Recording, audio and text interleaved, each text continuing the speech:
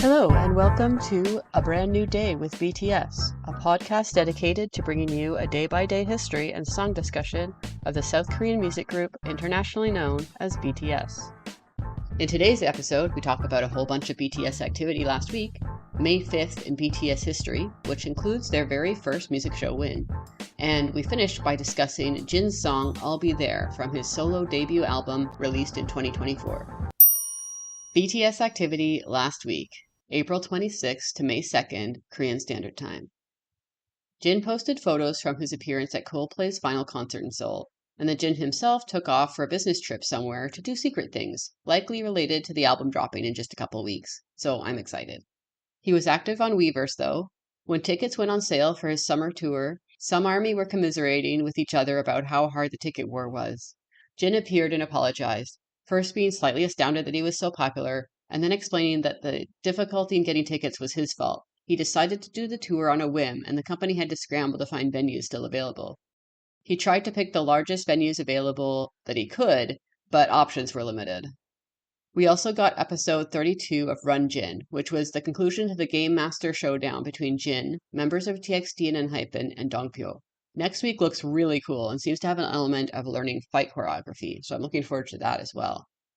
On Kian84's YouTube channel, Jin appeared in Kian's Bizarre B&B review, a debrief between the three hosts now that the series has finished airing on Netflix. Bangtan TV also posted a Bangtan bomb of the behind the scenes of Jin shooting the Billboard video announcement of the release date of Echo. It's just a short 4-minute long video and it's very cute. J-Hope had his Singapore concerts, which went very well, and there are some great fan cams.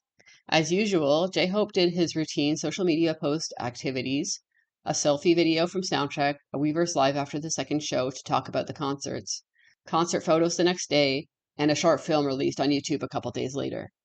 In the Weverse Live, J-Hope revealed that he had scraped the back of his hand at some point during the second night, but it's just a small wound. Apple Music released an interview with J-Hope by Zane Lowe. It's a really great interview if you haven't watched it yet. J-Hope talks about his latest singles and one still to come, and the mindset he had post-military and why he went to LA to work with foreign producers for a change. He also talks a little bit about BTS's upcoming reunion and how excited he is for it. His whole face lights up when he talks about it, so that's my favorite part. J-Hope also traveled to Jakarta Thursday, where he'll be performing on Saturday and Sunday, once again between the time I record and the time the episode gets posted. On Friday, he posted a short video of a very delicious looking spread of local food that he was about to enjoy. And in news from a couple of our military boys, V posted photos, mostly of him enjoying cherry blossoms, but also a very nice looking gym photo. These posts included a few songs over the photos, including Let There Be Love by Oasis, Sweet Dreams by J-Hope, and There Goes My Baby by David. RM posted a bunch of photos from recent leave that he took, one of which was in a practice room at Hybe, so I'm hoping that means things are already cooking there. RM also posted a screenshot of his military tracking app celebrating 40 days remaining. He's very excited about it. And finally, RM's recent collab with Tableau of Epic High came out on Friday, May 2nd. It's a deeply personal song that talks about tough times both artists have lived through. It includes themes of institutionalized child abuse and suicide ideation, but it's overall hopeful about healing from trauma. That being said, please listen with caution if those themes are at all hard for you to hear. Tableau did excellent interviews with both Rolling Stone and Reverse magazines about it. If you'd like to read more about the behind the scenes of the song, and also why Tableau sat on the song for so long, only to rush to make sure it's out a solid month before RM returns. This day in BTS history, May 5th. Before we get into May 5th specifically, let's talk about May 2010. In May 2010, RM, then known either by his government name, Kim Namjoon, or by Ranch Rhonda, officially signed to Big Hit. He was 15 years old at the time. Okay, now let's jump ahead to May 5th, 2013. RM tweets that he'll post a log tomorrow. Suga tweets a selfie and is active on Twitter talking about Children's Day and an encounter with donkeys. He posts a photo he took of one of the donkeys. May 5th, 2014. BTS are promoting School Love Affair on a program called Arirang Radio K-Popping. And that's all I know. May 5th, 2015. BTS are a week into their promotions for I Need You and the album The Most Beautiful Moment in Life Part 1. They appear on Arirang After School Club. Jimin tweets some mirror selfies, and then the most important event of the day happens. On SBS MTV The Show, BTS have their first music show win, taking home the first place trophy after a successful voting effort by ARMY. RM had been going through a rough time mentally, and Suga had convinced himself that this was going to be their last album unless something changed for them. And then suddenly, something changed, and they got this win. RM and Jin both tweet thanks and a group picture and a selfie, respectively. They're on KBS Cool FM Super Junior Kiss the Radio after the win, which takes them past midnight. But after the radio show is over, J-Hope, Suga, and JK all tweet their thanks to ARMY, and BTS also have a Twitter exchange with Eric Nam discussing their win. For those who don't really know what a music show win means to a group from a small company, it's a huge achievement. Music shows are won through a mix of chart performance, broadcast appearances, and audience voting. Since larger companies have more means to support their groups and more marketing power, it's easier for groups from large companies to win, and they tend to dominate. There are some groups that are amazingly talented that have never been able to win a music show, or some groups who have managed to win one only after 10 years. A music show win not only brings the group more attention, but lets brands and advertisers know that they're a group that people are watching, making them more likely to partner with that group for ad spots and sponsorships. This first win and the success of I Need You and the Most Beautiful Moment in Life, or HYYH era, really marked the turning of the tide for BTS, where their fortunes were finally consistently improving. May 5th, 2016. BTS are counting down to their HYYH on-stage epilogue concert in Seoul. J-Hope tweets a photo of himself from the Young Forever photo shoot.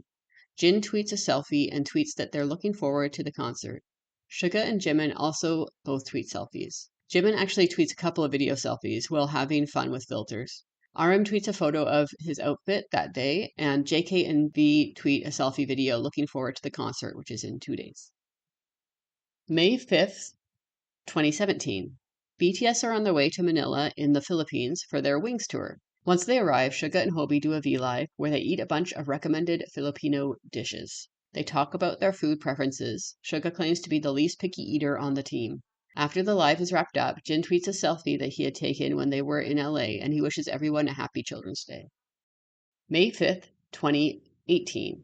On this day, they're recording content for the BTS Prom Party review and preview concert, which will be held near Festa in June.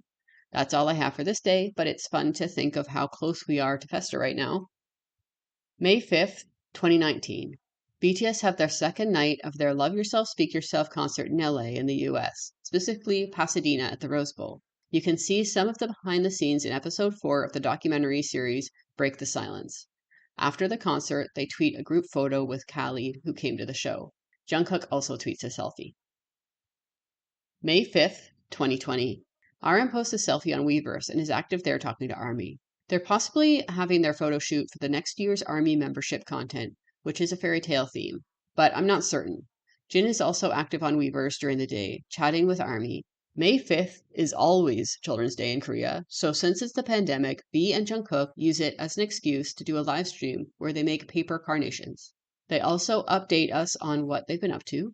Jungkook has been playing the guitar and boxing. V has been making music and ordering food delivery. V made a song for his dad for Parents' Day and gave it to him early. The song made his dad cry, so V considers it a success.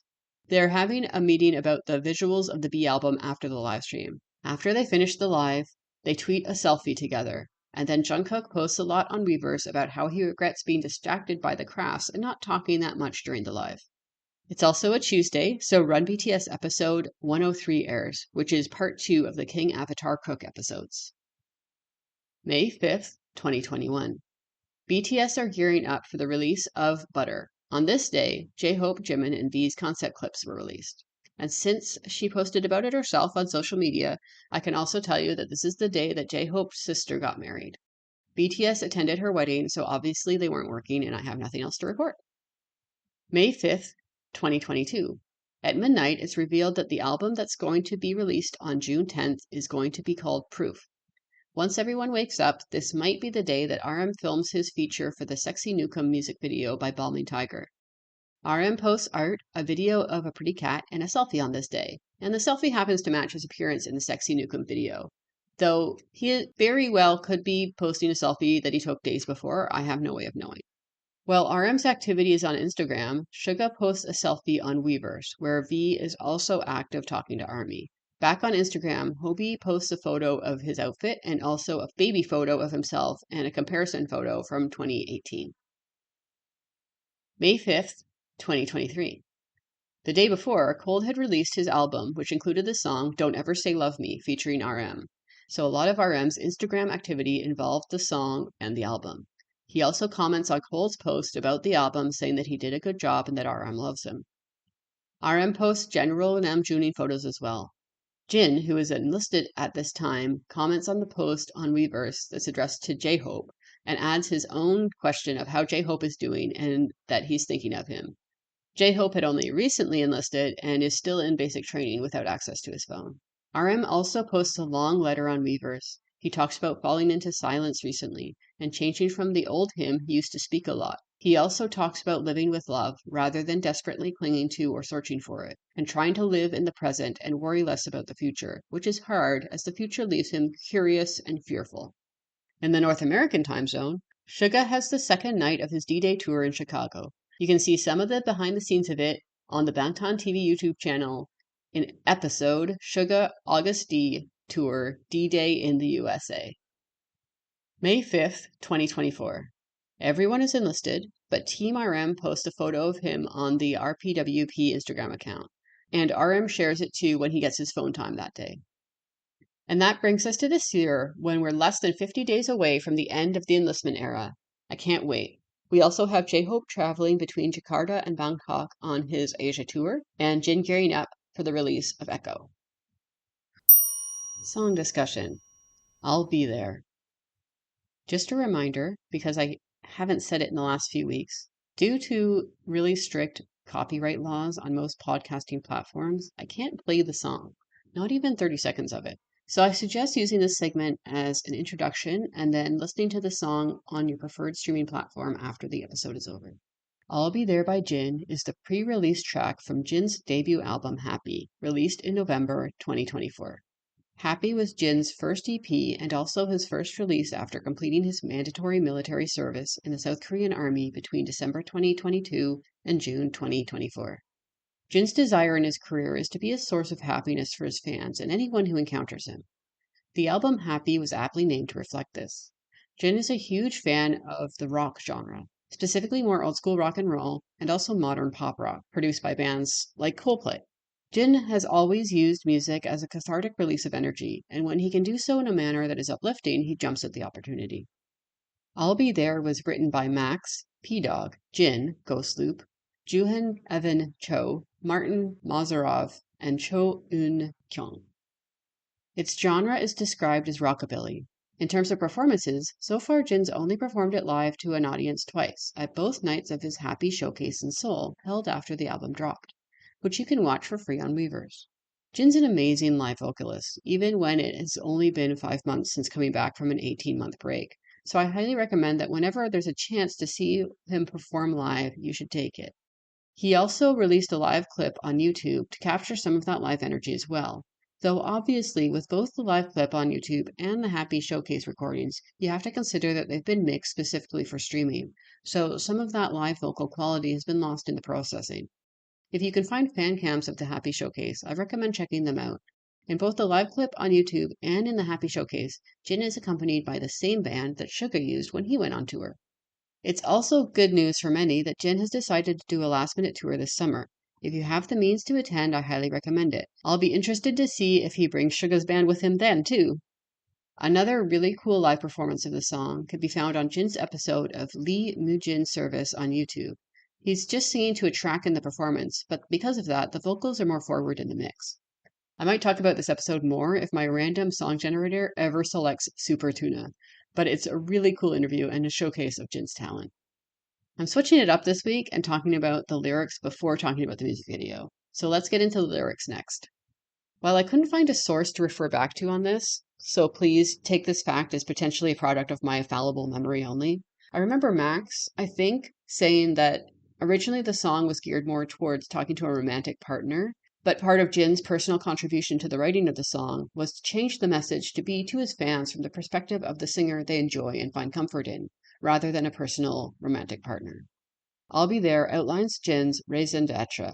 It's his promise now that he's returned from the military and has no other obligations hanging over his head. Jin prefers straightforward lyrics without metaphor, and this song is no different. The first verse starts with Jin wondering how people survive in this tough world, and that Jin's reason for living is to give something greater than just the little things, i.e., Jin wants to be a source of happiness in this world for people who are just trying to survive out there. The chorus kicks in immediately with his promise to be there forever. He won't change, he'll be there for us.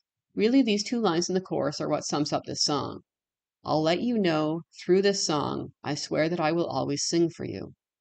And it makes me think back to Jin's words in the book Beyond the Story, 10-Year Record of BTS, in which he said that if any of the members hadn't re-signed their contracts in 2018, then Jin would have retired from the entertainment industry completely. I do wonder if he still feels that way, or if perhaps it's more that he feels that he can make the promise to always sing for us because he knows the hearts of the other members and no longer fears any one of them leaving the band.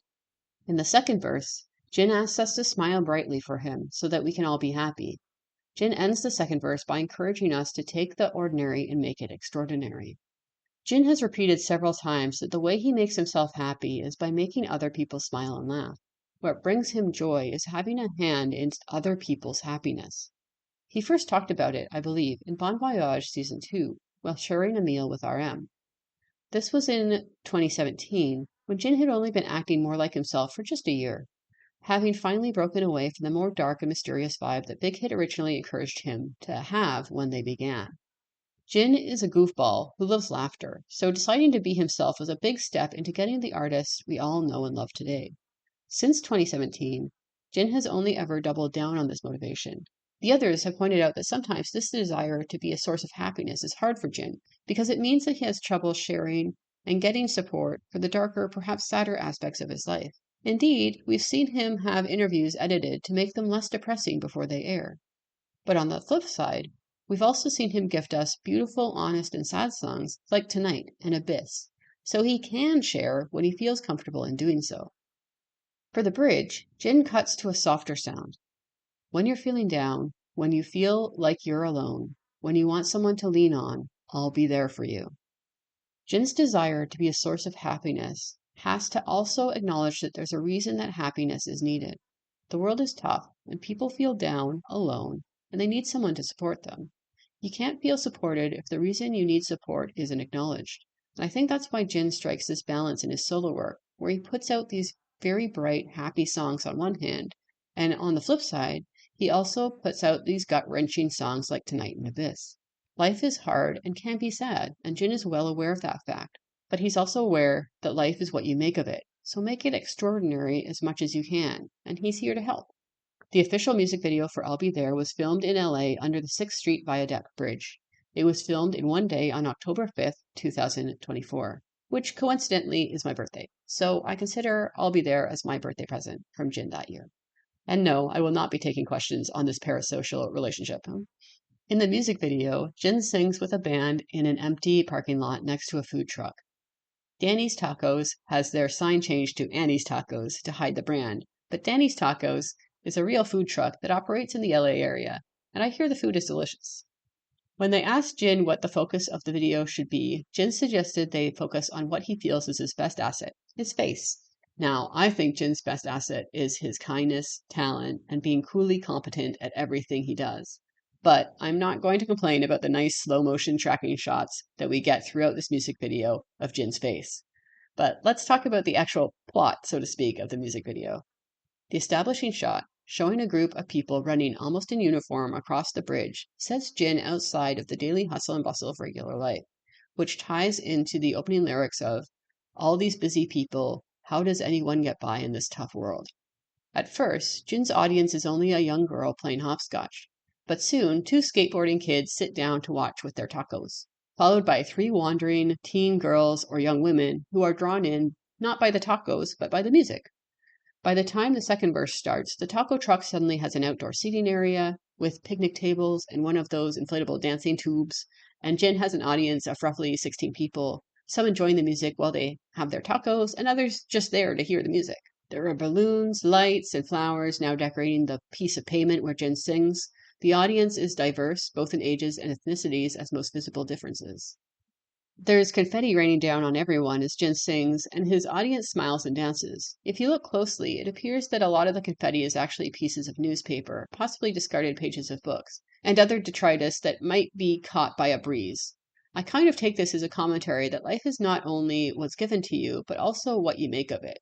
You could see the paper trash blowing in the wind under a bridge as a sign of a rundown city, or it could suddenly become confetti at your own personal concert. Or, in Jin's words, you can take the ordinary and make it extraordinary. The increase in the audience as Jin sings, I think, can also serve as a visual metaphor for his experience in performing with BTS, with their audience slowly growing, businesses around them benefiting from their popularity, such as Danny's Tacos does in this music video, and their stages slowly getting more and more elaborate. Just as the song reaches its peak and we go into the bridge, an interesting thing happens. Instead of the bright sunshine of the day, Jin is now singing at sunset. At first, we only see a close-up of his face as he sings the more delicate bridge. But then, as we zoom out with the final chorus, we see that both his audience and the band are no longer there. The taco truck seems to have closed up for the day. Jin doesn't even have a microphone, but he's still singing and dancing in an empty parking lot full of scattered paper litter. This final scene really solidifies the message. Since 2018, when BTS realized the amount of pressure they were under and what it could mean for the band, they've been considering what the end might look like. They've talked about their fear of their glorious rise leading to a swift and painful fall. But more recently, they've talked about flying high and then landing, not falling. They've discussed how performing might change as they age and become incapable of the intense choreographies that were part of what they became famous for early on. They've talked about performing even when they can only sit on stage and sing. They've also talked about how it will feel for them to see their audience size slowly decrease, that eventually they will go from stadiums back to arenas and then maybe back to concert halls, as some new band usurps as the powerhouse of pop culture. Now, we could fight about whether that's actually going to happen or not, but I think it's cool that it's the future BTS are mentally preparing for, because it's a healthy expectation, and the fact that they're all on board with that vision says a lot about why they're in the industry, why they make music in the first place. For BTS, sharing their music, even with just two people, is still sharing their music. The I'll Be There music video ending with Jin singing alone in the sunset of his day, or possibly his career, to an empty parking lot, but doing so joyfully and with the same amount of energy, if not even more than he did with an audience, demonstrates that Jin will indeed be there forever for us, will sing forever for us, even if we're not even there. He still will be there for when and if we return to listen. And now it's time to spin the random song generator for next week's song. So I will pull that up and I will actually add RM's latest song to it because it's not on there yet. And the winner is Lie by Jimin. Well, that's going to be fun. I love that song. Oh my goodness. I mean, okay, I do this every week, but Lie is amazing. You guys have to admit, Lie is amazing. So I'm once again not lying about how excited I am to talk about a song. Okay, see you all for that. Have a good one. And that brings us to the end of this week's episode.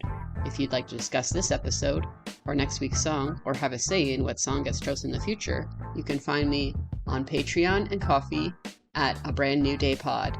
You can also find me on Blue Sky at A Brand New Day Pod, or you can email me at abrandnewdaypod@gmail.com. Thank you. Have a good day.